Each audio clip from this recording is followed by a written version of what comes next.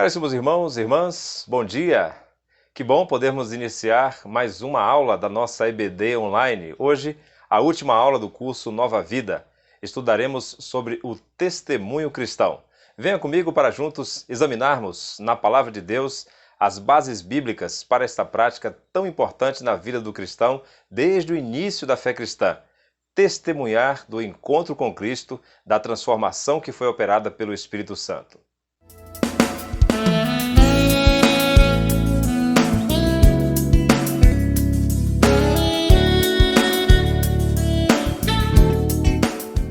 Nesta lição sobre o testemunho cristão, nós destacaremos dois aspectos.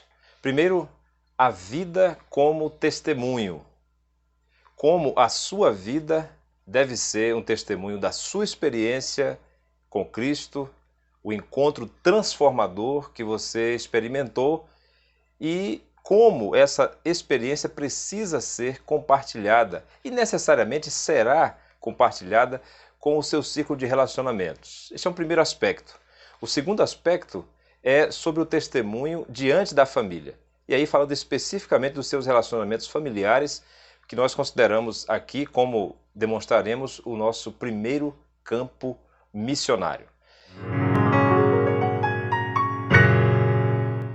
A evangelização assume basicamente três formas: proclamação, confrontação e encarnação. Isso está no livro Amizade, a Chave para a Evangelização, de Joseph Aldrich. Interessante leitura que você pode consultar depois. E ele explica da seguinte forma: a proclamação é esse anúncio verbal ou audiovisual, é a comunicação da mensagem do Evangelho. A confrontação é quando há uma resposta, inicia-se um diálogo, e você está diante de crenças ou de necessidades das pessoas e então se apresenta o Evangelho de uma forma mais direta, aplicada à vida dessa pessoa que respondeu ou deu espaço para que você pudesse continuar comunicando o Evangelho. Mas a terceira e mais adequada, mais eficaz maneira de evangelizar é a encarnação e, segundo esse autor, é a sua presença e os seus relacionamentos que de forma natural, através da sua vida, compartilha o Evangelho. Em nosso país, a proclamação marcou o trabalho batista inicialmente. Os primeiros missionários massificaram a comunicação do Evangelho. Nós lembramos de campanhas de evangelização, por exemplo, com a presença de Billy Graham, levando 200 mil pessoas no Maracanã, no Rio de Janeiro. Nós continuamos proclamando. A Convenção Batista Brasileira, por exemplo, tem a Junta de Missões Nacionais, que através dos seus missionários comunicam o Evangelho a todos os brasileiros, potencialmente, a todos os grupos, a todas as situações, urbano, rural, indígena, pescadores, atletas, estudantes, enfim. O Evangelho precisa ser proclamado. A confrontação é quando você, no seu trabalho, na sua família, no seu ciclo de relacionamentos, ou até mesmo diante de uma pessoa que você não conhece, apresenta o Evangelho de maneira específica para aquela pessoa e quando há essa resposta, esse espaço, você então confronta a necessidade dessa pessoa, as crenças que ela defende com a verdade do Evangelho. Mas essas oportunidades, elas precisam ser avaliadas com muita cautela. É preciso ter zelo, sim, pela verdade do Evangelho, mas também é necessário ter sensibilidade para entender de Deus, para discernir a oportunidade que se abre diante de nós. O modelo ideal de evangelização é a encarnação, ou seja, através da sua vida, da experiência que você teve com o poder de Deus que transformou a sua vida. Naturalmente, esse impacto está aí na vida das pessoas que você conhece e com quem você convive. É então que, uma vez que a sua vida chama a atenção, desperta o interesse das pessoas, a explicação será necessária. E você então poderá mostrar para essa pessoa que se interessou, que foi despertada pela mudança que aconteceu em sua vida, quais as razões da sua fé ou qual o motivo que levou você a dar uma guinada na sua vida. O Joseph Aldrich, no livro Amizade, a Chave para a Evangelização, diz então que o modelo ideal de evangelização é começar pela presença, passar para a palavra e depois para a persuasão. Presença, palavras, persuasão. Com a sua presença, as oportunidades são criadas nos relacionamentos que você mantém e então Deus lhe concede a chance de persuadir, de convencer. Lembrando que essa é a obra do Espírito Santo e você pode ser usado nesse papel. Eu conheci pessoalmente o pastor Dami Ferreira, convivi com ele, trabalhei, auxiliei no curso de capelania evangélica na cidade de Camaçari, na Bahia. E o pastor Dami Ferreira é autor do livro O Evangelismo Total, que é uma espécie de manual de estudantes de teologia nessa área. Nós, inclusive, trabalhamos com esse livro no seminário. Mas o doutor Dami Ferreira dizia o seguinte, que se você não é capaz de conquistar uma pessoa para si, você não será capaz de conquistá-la para Cristo. Eu vou repetir. Se você não é capaz de conquistar uma pessoa para si, não será capaz de conquistá-la para Cristo. Então, se você não é uma pessoa que é capaz de ser sensível ao outro, de ser simpático, de contagiar as pessoas à sua volta, de ser a presença de Cristo, que essas pessoas vão conhecer primeiro, então você não poderá apresentar Cristo a essas pessoas, porque elas não viram Cristo em sua vida. Então, é muito importante que você se concentre que o testemunho cristão, no sentido da evangelização, da tarefa que nós recebemos, e aqui nesse curso, várias vezes eu citei alguns textos, hoje eu vou trazer outros textos que mostram que é um mandato de Deus, que é uma ordem do Senhor, evangelizar, proclamar o evangelho, convencer as pessoas de que elas estão perdidas. Mas se a sua vida não é convincente, se você não é capaz pelos seus relacionamentos de atrair essas pessoas para o caminho que é o Senhor Jesus Cristo, então nós precisamos, numa situação como essa, começar por mim, precisamos rever a nossa vida com Deus, rever a transformação que houve em nossa vida e o que precisa ser mudado para que o Evangelho seja sentido, seja percebido nas nossas escolhas, nos nossos compromissos, no nosso dia a dia. Eu quero lembrar para você de uma outra experiência de evangelização que também marcou a minha vida, a Operação André, que eu tanto já fiz pessoalmente quanto já apliquei como método bíblico para evangelizar. Depois eu quero trazer um texto para falar com você sobre isso, mas a Operação André é exatamente baseado no discípulo de Jesus, que era discípulo de João Batista, e que depois que se encontrou com Jesus, levou seu irmão a conhecê-lo também como Messias. Essa ideia de que você tem um encontro com Cristo, que muda a sua vida, e então você alcança outra pessoa dando esse testemunho de vida. É isso que nós chamamos aqui nesse bloco inicialmente de vida como testemunho, testemunho de vida. Vamos agora aos textos bíblicos para que você possa verificar na sua Bíblia que isso que nós estamos apresentando aqui não vem de livros que foram consultados, nem da experiência pessoal, mas vem da palavra de Deus para nós. E nós vamos começar exatamente revisando uma base bíblica que já foi usada nesse curso, que está em Marcos capítulo 16, versículo 15, que fala sobre a ordem de Jesus para que os discípulos proclamassem a sua salvação para o mundo. Marcos 16, 15 diz, e disse-lhes, ide por todo o mundo e pregai o evangelho a toda criatura, pregai o evangelho a todas as pessoas. Então, nós temos aqui a evangelização como proclamação, como anúncio da mensagem do evangelho. Uma vez que o evangelho é proclamado, necessariamente haverá uma confrontação.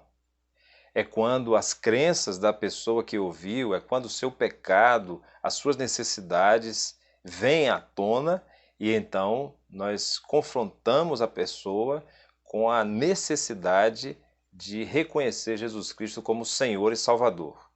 Mas devemos sempre lembrar do que está em João capítulo 16, a partir do versículo 8 até o versículo 13, que eu vou ler novamente. Quando ele vier, convencerá o mundo do pecado, da justiça e do juízo. Do pecado, porque não crê em mim, da justiça, porque vou para o Pai e não me vereis mais, e do juízo, porque o príncipe deste mundo já está julgado. Tenho ainda muito a vos dizer, mas vós não o podeis suportar agora. Quando vier, porém, o Espírito da verdade, ele vos guiará a toda a verdade, porque não falará de si mesmo, mas dirá tudo o que tiver ouvido e vos anunciará as coisas que hão de vir. Então, é pela atuação poderosa do Espírito Santo que as pessoas são convencidas. Mas nós somos agentes de confrontação. Vivemos, por exemplo, num país marcado pelo paganismo, de diversas matrizes, de diversas origens, e normalmente, quando começamos a apresentar a mensagem do Evangelho, surgem então dúvidas sobre a idolatria, sobre as crenças que essa pessoa tem em ídolos ou uma adoração a Deus que não condiz com a sua palavra. Então é necessário haver a confrontação, mas sempre lembrando que o nosso zelo não pode ser sem a sensibilidade e o discernimento de perceber que é o Espírito Santo quem faz o trabalho de convencimento, de persuasão, de mudança de mente. Nós queremos também lembrar do que está em Atos dos Apóstolos, capítulo 1, versículo 8, quando falamos de evangelização não só como proclamação, não apenas como confrontação, mas como encarnação.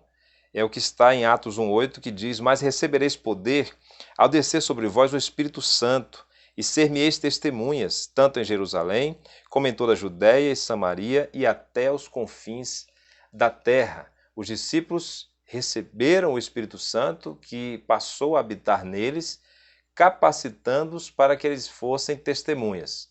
Ser testemunha, a palavra aqui, martus, significa o mesmo que ser mártir, porque tem um sentido legal, tem um sentido histórico, mas também tem um sentido de uma fé que é provada pela morte. Mas nós não estamos falando aqui que só é mártir, só é testemunha aquele que morre pela fé. O que nós estamos querendo dizer aqui é que você deve viver pela fé e viver uma fé digna de ser defendida, digna de ser apresentada às pessoas que carecem de paz, de esperança e de salvação. Então, esse texto, para mim, é fundamental para você entender que a vida cristã deve ser um testemunho, é por isso que nós estamos falando de uma vida de testemunho. Mas eu quero voltar ainda ao que eu falei da Operação André, e eu preciso então lhe convidar para chegarmos em João capítulo 1, versículo 41, porque essa vida de testemunho é baseada então no encontro com Cristo, na mudança que aconteceu e nas oportunidades que Deus nos dá para compartilharmos desta mudança. João 1, 41 e diante diz assim: ele achou primeiro a seu próprio irmão Simão, a quem disse: achamos o Messias, que quer dizer o Cristo, e o levou a Jesus. Olhando Jesus para ele, disse: tu és Simão, filho de João, tu serás chamado Cefas, que quer dizer Pedro. E o texto continua no versículo 43 dizendo: no dia imediato, resolveu Jesus partir para a Galiléia e encontrou Filipe, a quem disse: segue-me. Ora, Filipe era de Betsaida, cidade de André e de Pedro. Filipe encontrou a Natanael e disse: achamos aquele de quem Moisés escreveu na lei e a quem se referiam os profetas, Jesus o Nazareno, filho de José. Você vê aqui o que eu referi como sendo a Operação André, baseado na experiência de André, mas é semelhante à experiência de Filipe, como você viu. Alguém que tem um encontro com Cristo, experimenta uma mudança radical no seu ser, experimenta nova vida e então compartilha essa mudança com outra pessoa. Isso é vida como testemunho, isso é testemunho de vida, isso é evangelização como encarnação. A evangelização baseada na presença e nos relacionamentos. Agora nós precisamos avançar para um tema delicado, eu diria até um tema espinhoso, que é o testemunho diante da família. Olha, não é fácil abordar esse tema porque você que se converteu recentemente, ou você, meu irmão, que já é membro da igreja, que tem uma conversão distante no tempo, mas muito viva em seu coração e sabe muito bem como é difícil testemunhar na família. Eu quero começar nesse tópico pelo texto bíblico. E eu escolhi Marcos, capítulo 5, versículo 20. Marcos, capítulo 5, trata da cura do endemoniado Gerazeno. Fala então de um homem endemoniado que vivia nos sepulcros, diz o versículo 3, e nem mesmo as cadeias podia prendê-lo. Esse homem endemoniado era temido por aquela comunidade, mas quando Jesus se aproxima daquele lugar, expulsa o demônio. Versículo 8 diz que Jesus ordenou que o espírito imundo saísse daquele homem. Aquele homem então foi transformado, foi liberto do poder maligno que o oprimia. E toda aquela comunidade percebeu a mudança radical que aconteceu na vida daquele homem. Veja o versículo 15 dizer: indo ter com Jesus, viram um endemoniado que o que tivera a legião, assentado, vestido, em perfeito juízo, e temeram. Um homem que andava acorrentado pelos sepulcros dia e noite, e agora transformado. Isso foi um impacto muito grande na vida daquela comunidade. Versículo 18 diz que ao entrar Jesus no barco, suplicava-lhe o que for endemoniado que o deixasse estar com ele. O homem queria seguir Jesus e ser o seu discípulo e seguir por toda a Palestina junto com o seu mestre. Mas o versículo 19 diz: Jesus, porém, não lhe permitiu, mas ordenou-lhe: vai para a tua casa, para os teus, anuncia-lhes tudo o que o Senhor te fez e como teve compaixão de ti. Então ele foi e começou a proclamar em Decápolis tudo o que Jesus lhe dissera, e todos se admiravam. Então nós somos enviados a esse primeiro campo missionário, que é a nossa família, o mais difícil, mas certamente aquele que deve ter prioridade. E uma vez que na nossa própria casa, entre os nossos familiares, nós apresentamos a decisão de seguir a Cristo, de vivermos para Ele, obviamente que como nós somos conhecidos, como as pessoas sabem do nosso passado, será difícil para elas, no primeiro momento, perceber a diferença. A diferença começa no interior, no íntimo, e vai se tornando visível à medida em que você amadurece, em que você se torna semelhante a Cristo. Mas, a princípio, você não tem o que dizer, porque as pessoas não conhecem outra pessoa. Ela está dentro de você e vai se manifestando. Você é nova criatura, mas as pessoas só conhecem o velho homem. O que acontece é que, uma vez que você deve lealdade exclusiva a Jesus, agora você estará diante de uma família que tem crenças, que tem uma prática de adoração que não condiz com a palavra de Deus. Você então decidiu viver na verdade, adorar verdadeiramente a Deus. Acontecerá o que podemos chamar de um choque teológico. Não é um choque físico, não é um confronto verbal, não necessariamente, mas um choque teológico, ou seja, com relação à visão que você passa a ter do relacionamento com Deus e como essas pessoas creem, como elas pensam sobre Deus e como elas vivem diante de Deus. Esse choque teológico é inevitável e ele acontece na sua casa. Eu conheço muitos irmãos que sofreram perseguição, injúrias dentro das suas próprias famílias, simplesmente porque elas decidiram adorar verdadeiramente a Deus. E aconteceu divisão naquela família, não por vontade dessa pessoa que está sendo perseguida, mas porque seria inevitável, mais cedo ou mais tarde, que se revelasse a divisão que já estava naquela família. Veja bem, uma coisa é você gerar uma divisão. Outra coisa é, essa divisão existe por causa do pecado, do amor próprio, do egoísmo. Agora você está liberto disso e a sua postura vai revelar que existe uma divisão. É nesse sentido que nós podemos entender as palavras de Jesus em Mateus capítulo 10, a partir do versículo 32, quando ele diz o seguinte: portanto, todo aquele que me confessar diante dos homens, também eu confessarei diante do meu Pai que está nos céus. Mas aquele que me negar diante dos homens, também eu o negarei diante do meu Pai que está nos céus. Até aqui tudo bem. Jesus está dizendo que não divide a sua lealdade. Ou você o adora exclusivamente, ou então ele não vai ficar apenas com a sua intenção, com o seu desejo interior. Ou é a sua vida toda, inclusive pública, inclusive afetando todos os seus compromissos e relacionamentos, ou então não serve para ser discípulo dele.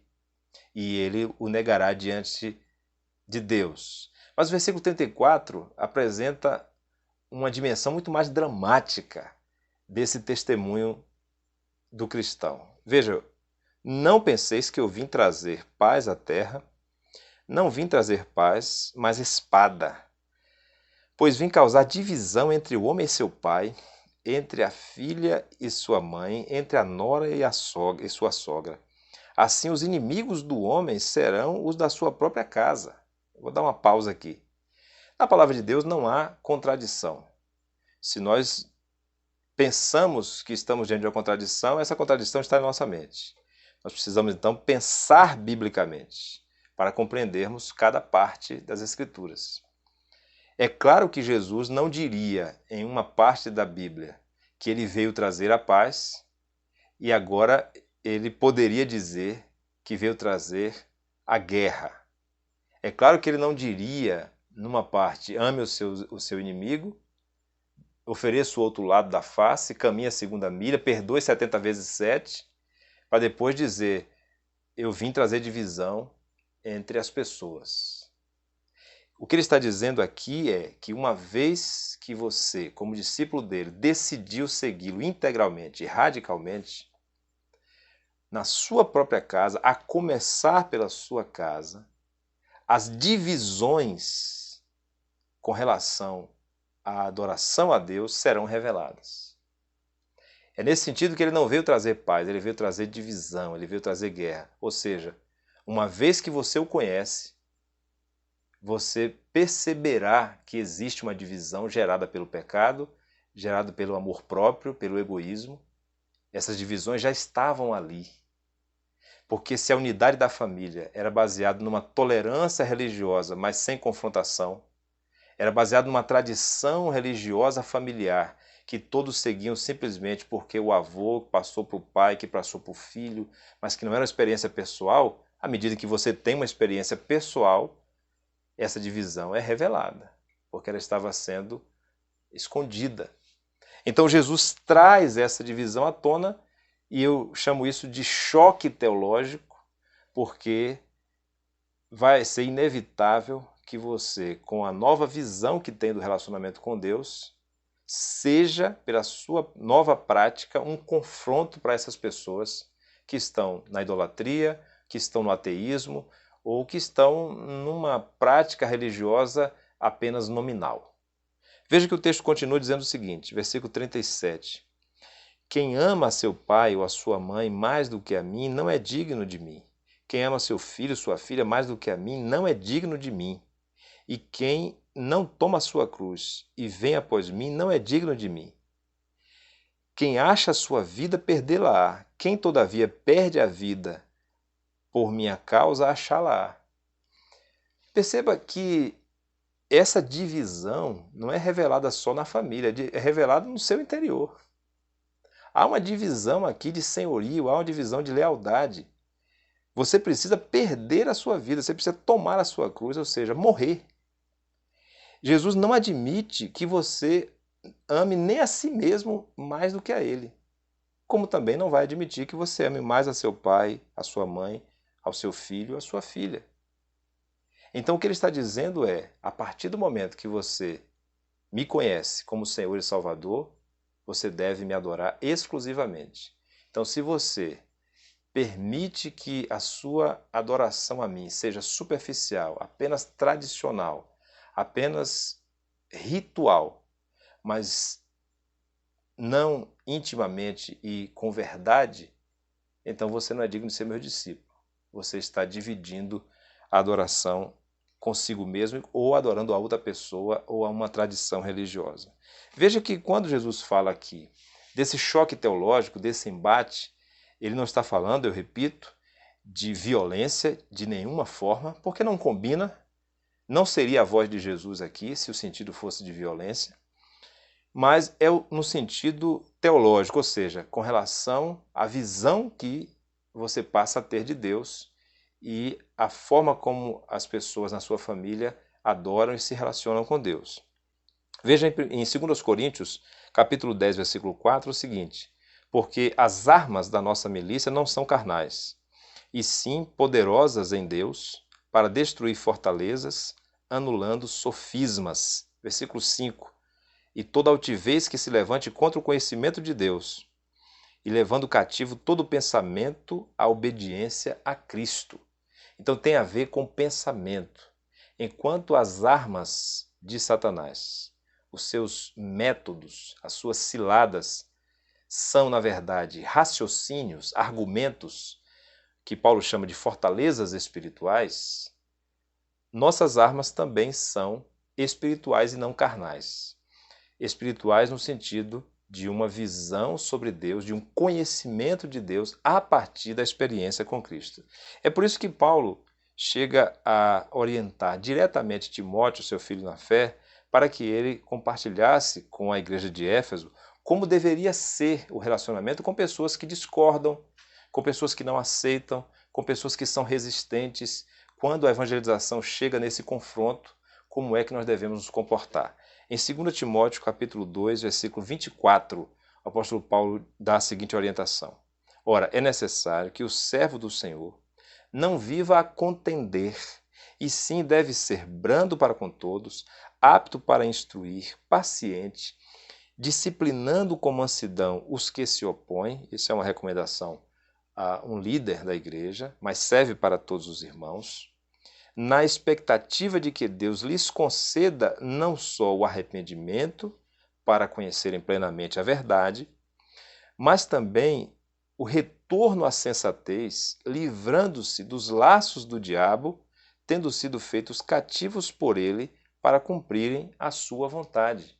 Percebe? Esses laços aqui são os argumentos, são os raciocínios, são a forma de pensar o relacionamento com Deus. E é assim que o diabo escraviza o ser humano.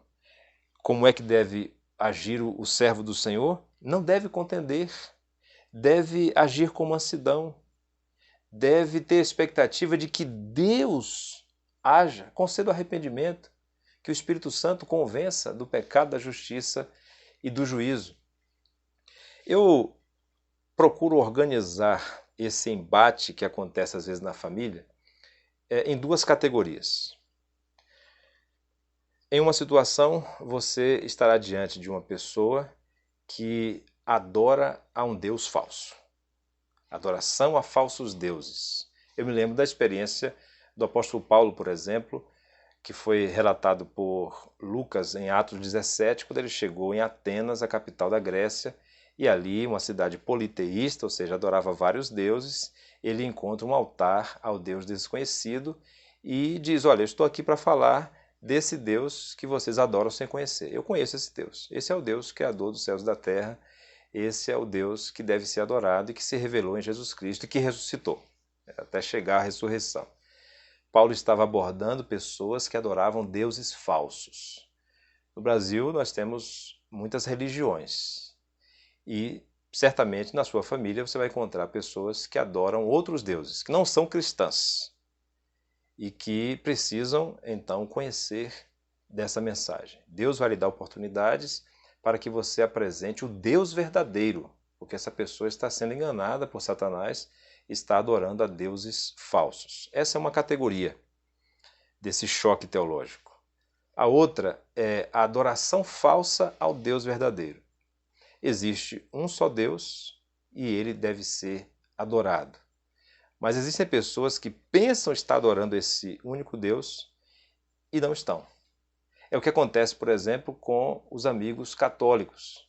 Ou o que acontece também, eu posso dizer, com aqueles que são neopentecostais. Muitos deles são irmãos que estão ali pensando estar adorando ao Deus verdadeiro, mas na verdade eles estão praticando uma adoração falsa. Eu me lembro aqui do episódio de João capítulo 4, quando Jesus confronta a mulher samaritana.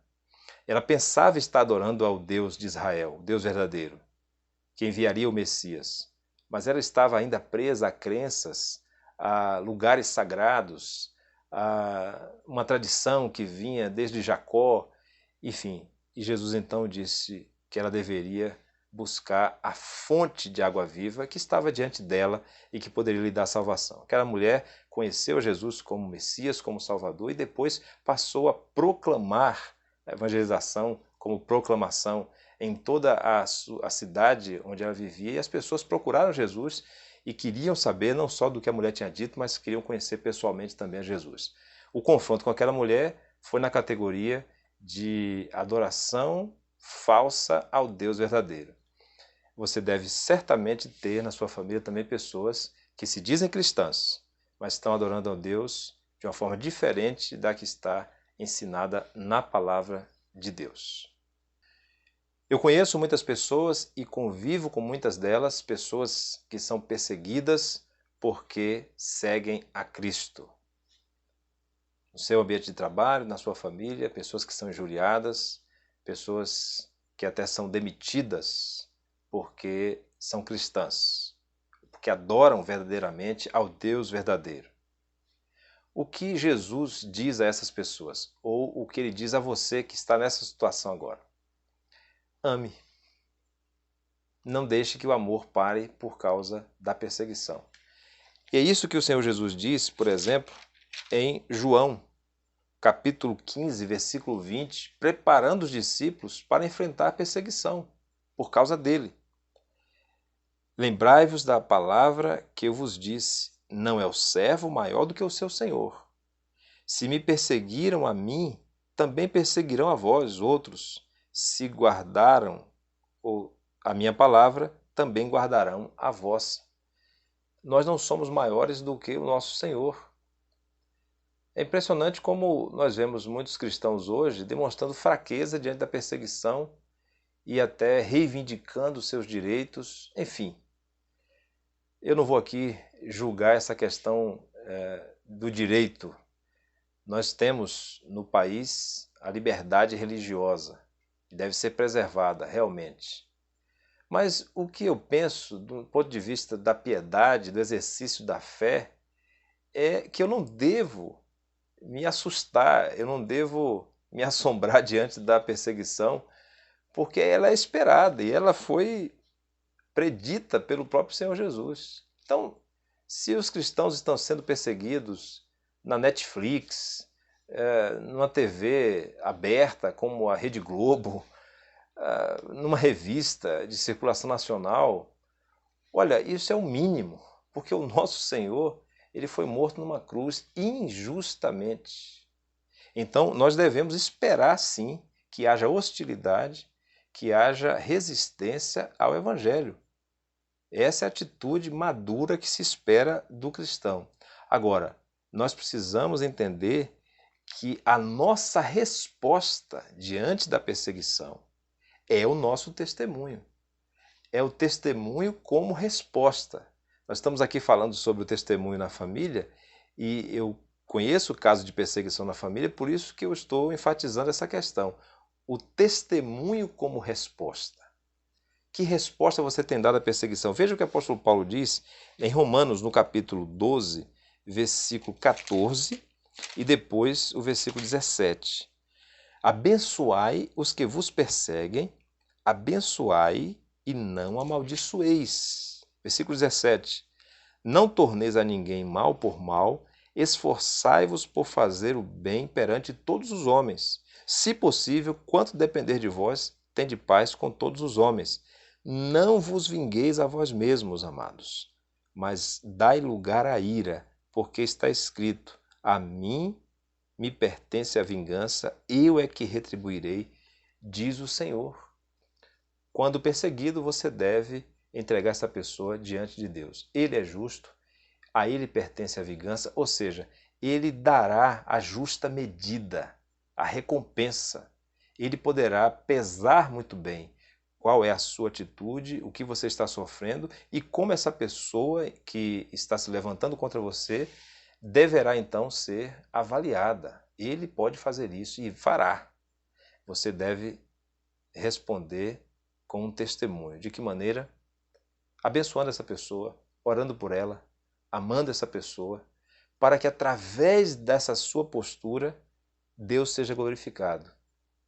Veja que o apóstolo Pedro, e aqui é um texto mais longo, mas muito importante, eu não posso deixar de ler esse texto para você, porque aqui não é só uma resposta diante da perseguição, mas é o testemunho como resposta ética, no comportamento, no procedimento cristão. Vivemos num mundo hostil, um mundo que é cada vez mais anticristão. O século XXI é o século da perseguição. Alguns chamam de cristofobia, a aversão ao cristão. Nunca se perseguiu tanto a Igreja de Cristo quanto no século XXI. Mas, para a glória de Deus, a igreja nunca cresceu tanto quanto no século XXI. É o agir de Deus. Parece que, como foi no primeiro século, o sangue dos mártires é a semente da igreja. Mas eu quero chamar sua atenção para o tipo de perseguição e o tipo de resposta que você tem dado. 1 de Pedro, capítulo 3, versículo 13, diz assim: Quem é que vos há de maltratar se fordes zelosos do que é bom? Mas, ainda que venhais a sofrer por causa da justiça, bem-aventurados sois.